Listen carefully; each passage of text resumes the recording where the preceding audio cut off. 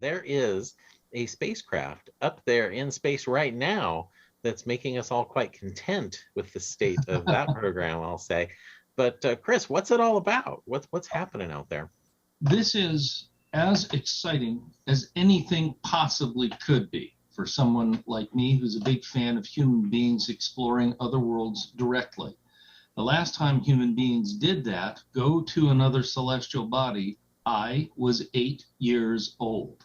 I have been waiting since then for this to happen again. We've talked about it, we've dreamed about it, but tonight, as I speak to you on December 2nd, there is a brand new spacecraft of NASA developed in cooperation with partners around the world, which is 1/4 miles away from the Earth tonight, completing day 17 now of a 25-day planned shakedown mission for the next spacecraft to carry astronauts to the moon. It's actually happening right now. If you didn't notice, you didn't know about it, we've got lots to report. Now, there's no crew on this flight.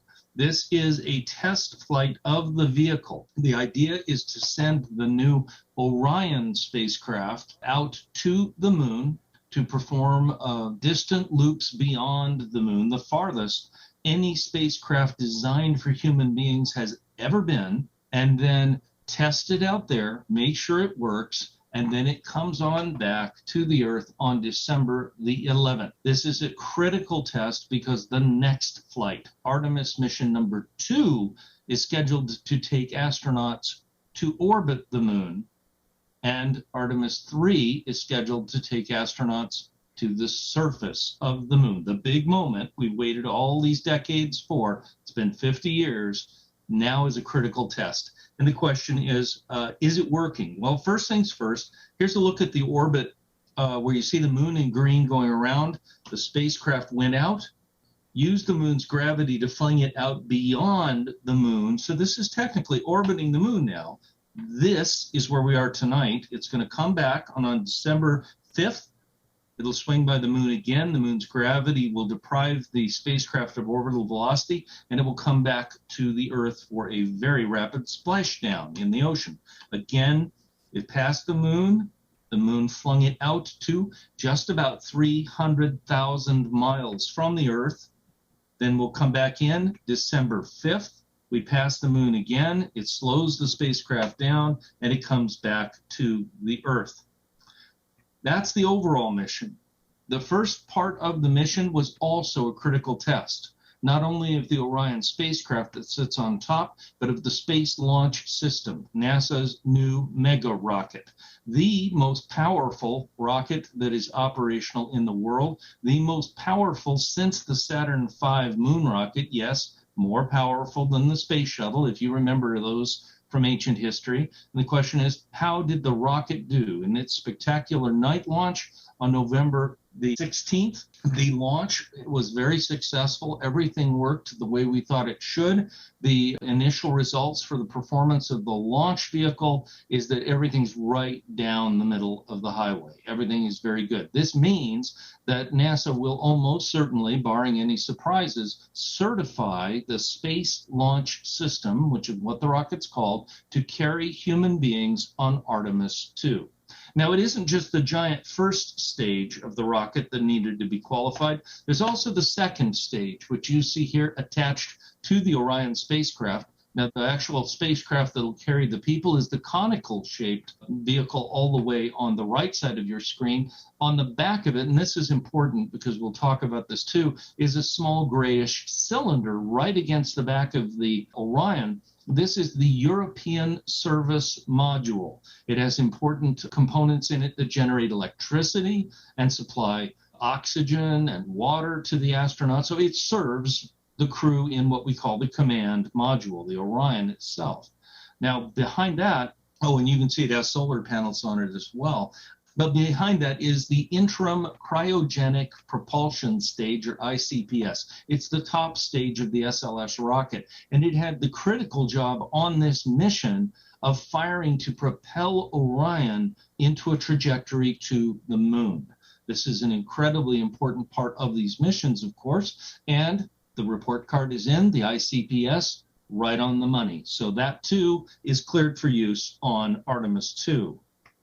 Inside the spacecraft, we don't have astronauts. We do have a mannequin and some other test articles of different kinds, looking here at the life-protecting capabilities of the spacecraft, in particular protection from radiation. Remember, this is much, much farther from home than the International Space Station. Radiation levels are greater out here. We want to make sure that that works. And then, of course, we're checking all of the systems inside the Orion spacecraft, the computers, navigation, all the rest of this.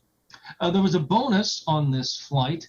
Inside that second stage ICPS I mentioned, there were, and you can see them here mounted inside part of the second stage, the CubeSats. There was a series of 10 smaller scientific payloads that were ejected into space. Now, unfortunately, not all of those worked as intended. There was a Japanese small lander spacecraft that was actually going to land a robotic probe on the moon. Unfortunately, that one didn't work. Some of the other ones did, but the main thing is for future work with this space system, we know that the CubeSat launching capability of this rocket, it's so powerful, can launch so much into space. It's not just the Orion that's being launched, but up to 10 or whatever scientific payloads can proceed independently to the moon or out into the solar system. That's been proven. The pictures from this flight, well, I was 8 years old, but I remember what it looked like, and I'm glad to see pictures like this again. Here's a picture of the Orion spacecraft and that critical service module with an engine on the back of it on screen left. Notice the inset picture. Those of you who remember your ancient history, that is what we call an OMS pod, OMS, for orbital maneuvering system. Those were on either side of the tail of the space shuttle. That was a very important rocket. It's the same rocket. It's the same type that's on the service module for the Orion European service module. This is also something that really had to be tested and really had to work. Why? That's the rocket that fires to return the crew to Earth on Artemis 2. So, and all future Orion missions to the moon. So that was a very important test objective. That's one of the reasons they used an engine we were already familiar with. The spacecraft actually makes 2 close passes by the moon. As I told you, we are right now closing back in on the moon right now for a December 5th pass around the back side of the moon. So that's where we are in this diagram. We are a long way from home. Pictures like this, if they don't jolt you with surprise, they should. The farthest this vehicle got, well, nobody on board, but designed for people, is almost 300,000 miles from the Earth. Look at the size of the moon from here. This breaks the previous record for a human-rated spacecraft that was set in 1970 by Apollo 13. Next time, there'll be a crew on board. And I can only imagine what they're going to say looking out the window, seeing things like this. There's something else we had to test, communications. We're farther from home than we have ever been with a human spacecraft, and that means the Deep Space Network, the 3 big antennas, radio antennas at Goldstone, at Madrid, and at Canberra, all have to participate, plus the tracking and data relay satellite system in geosynchronous orbit that supports the space station and so forth, and radio telescopes on the ground. They did have a 40-odd minute communications glitch with the spacecraft, but it turned out that was actually a ground problem. So they fixed it very quickly, and they don't think that'll be a problem in the future. But the thing is, all the elements of the mission for the future have to be worked out. And now the big test, the biggest of them all, the heat shield. We flew the Orion spacecraft once in December of 2014, partly to test the heat shield, but it turned out they entered at a slower speed, less energy than they would do on regular moon flights and on this moon flight. So now this time on December 11th, we're coming in hotter, faster than we did before. This heat shield must work or nobody is getting on board in Artemis 2 till we fix the problem. Then, of course, we have the parachutes. They have to work. They worked in 2014. They have to work again. We have the splashdown. Yes, a splashdown, an old-fashioned splashdown. This time not in the middle of the Pacific Ocean. It's landing right off the coast San Diego. We might in California even hear the sonic boom when the spacecraft comes in.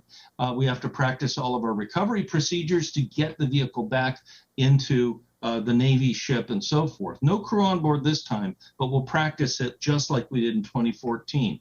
Where do we stand?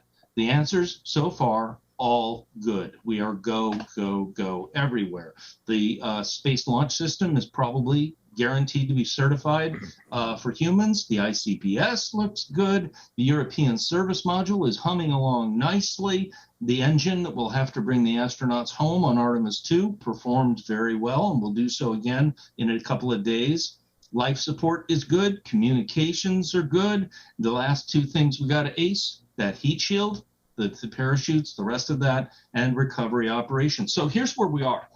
We are not in the situation I used to hate when you talk about space missions and say some of you kids in the audience may someday grow up to go to the moon. No, actually, astronauts on Artemis 2 a year and a half from now. This is a picture of Artemis astronauts staring at the Space Launch System and wondering who's going to be the first crew to go back to the moon since 1972. And that's a year and a half from now. And then, hey, at Artemis 3, one of these people in the picture may get to walk on the moon. I'm as excited as I have ever been about anything and thrilled to tell you it all seems to be going very well. That's my report. Well, that is great news from the Artemis mission. I have to say, my excitement for this mission is increasing with each time. I was also blown away by those photos of the moon being nearly the same size as the Earth, as the spacecraft is way the heck out there. I was like, whoa, we're not kidding around with this. So, and remember, we're not just talking about test pilots. Remember, for all my science friends, some of the people going back to the moon are going to be PhDs to conduct science on the moon. Yeah, science and engineering to learn how to live there, how to work there, how to do things in space. It's going to be just amazing. Absolutely amazing.